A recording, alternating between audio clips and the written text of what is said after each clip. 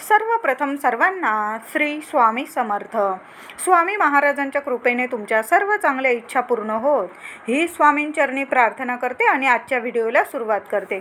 आपल्या प्रत्येकाच्या घरात गणपती बाप्पांची स्थापना झालेली आहे. आपण प्रत्येकजण घरातील संपूर्ण कुटुंब बाप्पाच्या सेवेमध्ये अगदी रममान झालेलं आहे, अगदी रमून गेलेलो आहोत आपण.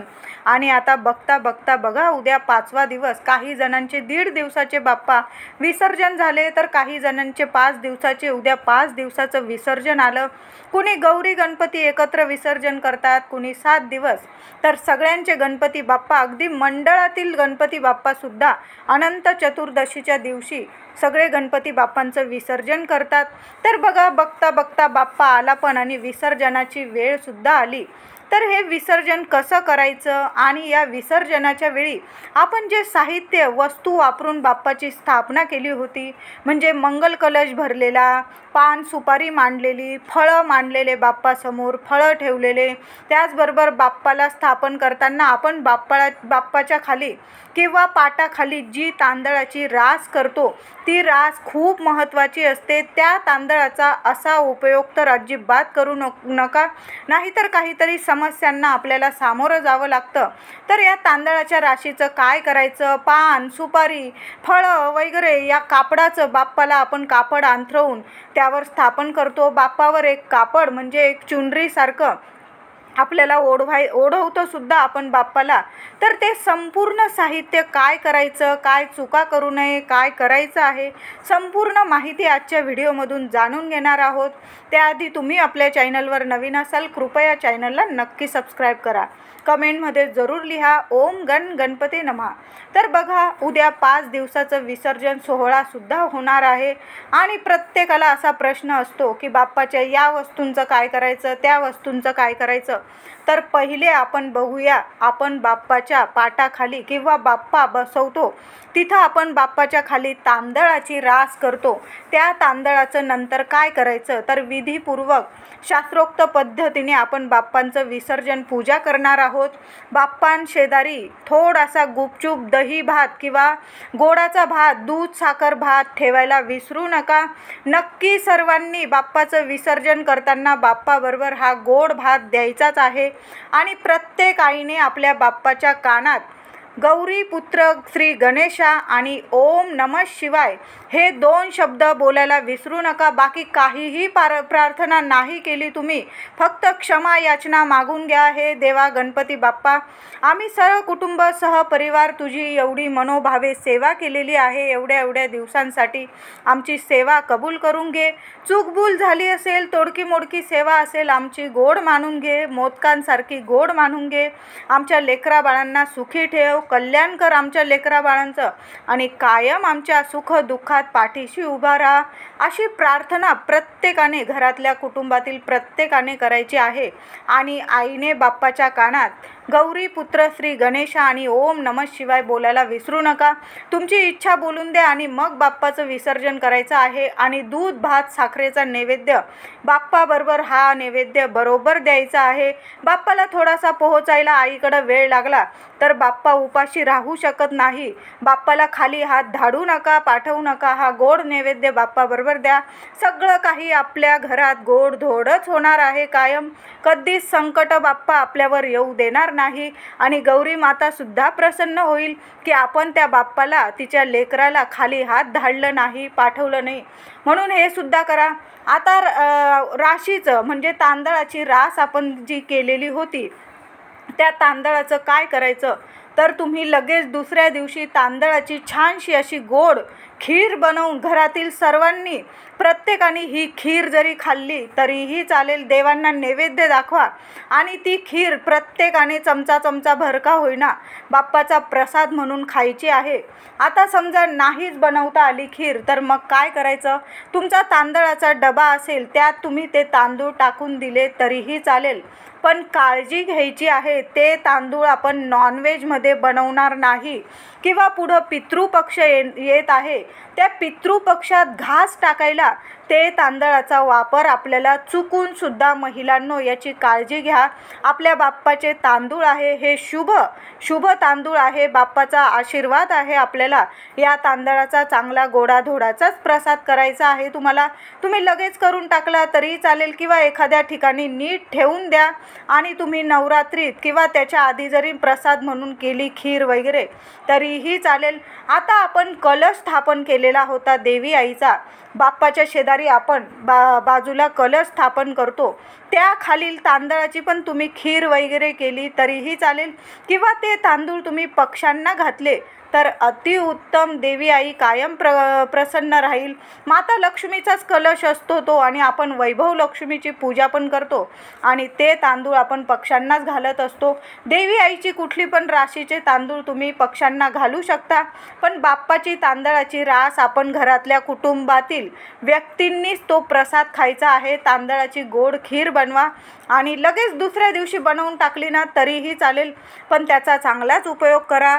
कुठलाही वाईट म्हणजे आपण नॉनव्हेज वगैरे करतो आणि तेच डब्यात तांदूळ टाकलेले चुकूनसुद्धा नॉनव्हेजला वगैरे वापरले जाणार नाही, याची महिलांनो नक्की काळजी घ्या. आता कलशावरील नारळ तो तुम्ही विसर्जन करायचा आहे. आपण प्रत्यक्ष गौरी माता लक्ष्मी आपली कुलदेवी स्वरूप तो कलश भरला होता, तुम्ही तो नारळ विसर्जन करायचा आहे. तुम्ही फोडून खात असाल तर खाऊ शकता, पण मी म्हणेल तो नारळ विसर्जन केला तरीही चालेल. पानं फुलं तुम्ही सर्व एखाद्या झाडाखाली खड्डा खणून त्यात टाकली तरीही चालेल किंवा जिथं निर्माल्य आपण गणपती विसर्जनाला जातो बाहेर तलावावर किंवा नदीवर तिथं विसर्जनाच्या इथं तुम्ही देऊन टाकले तरीही चालेल.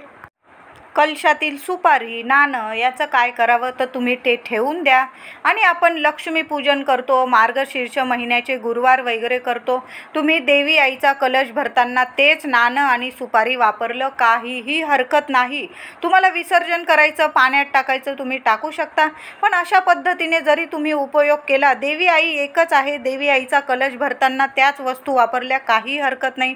धुवून घ्यायच्या आणि पुन्हा त्या वस्तू वापरू शकता. आता बाप्पा समोर आपण सुपारी पान मांडतो, तो प्रत्यक्ष आपण गणपती स्वरूपच मांडत असतो, तर त्या पानाचं सुपारीचं तुम्ही विसर्जन करायचं आहे. तुम्ही जर विसर्जन नसेल करत आणि ती सुपारी तुम्ही दुसऱ्या देवी देवतांच्या याला वापरली तर तसं करू नका, ते त्याचं विसर्जनच करायचं आहे. बाप्पा बरोबर आपण त्या पान सुपारीचं सुद्धा विसर्जन करायचं आहे किंवा एखादा झाडाखाली खड्डा खणून तुम्ही त्यात सुद्धा विसर्जन करू शकता. त्याचं एखादं झाड आलं तरी काहीही हरकत नाही. तर अशा पद्धतीने आपण पान सुपारीचं असं विसर्जन करायचं आहे. किंवा ते पैसे जर तुमच्याकडं खूप साठलेले असतील देवी देवतांचे, तुम्ही देवी देवतांसाठी म्हणजे तुमच्या गणपती बाप्पाच्या दर्शनाला जर लोक आलेले असतील आणि ते पैसे तुमच्याकडं खूप साठलेले असतील तर गणपती बाप्पासाठी काहीतरी वस्तू घ्यायची आहे. देवी आईसाठी घेतली तरीही चालेल, बाप्पासाठी फूल वगैरे म्हणजे अशा वस्तू घ्या ज्या बाप्पाला आणि आपल्या देवघरात उपयोगी पडतील. आपल्याला तामण तांब्या घंटी आपण हळदी कुंकवाचा करंडा अशा म्हणजे दिवा वगैरे तुम्ही ज्या वस्तू देवासाठी वापरतात त्या वस्तू तुम्ही त्या पैशातून घेऊ शकता. म्हणजे इतर ठिकाणी तो पैसा खर्चू नका. आपल्या बाप्पासाठी आलेला पैसा असतो ते नीट सांभाळून ठेवा आणि पितृपक्ष झाल्यानंतर नवरात्रीत किंवा दिवाळी दसरा या छान अशा शुभ मुहूर्तावर आपल्या बाप्पासाठी समई वगैरे अशा गोष्टी तुम्ही घेऊ शकता, शुभ ठरणार आहे.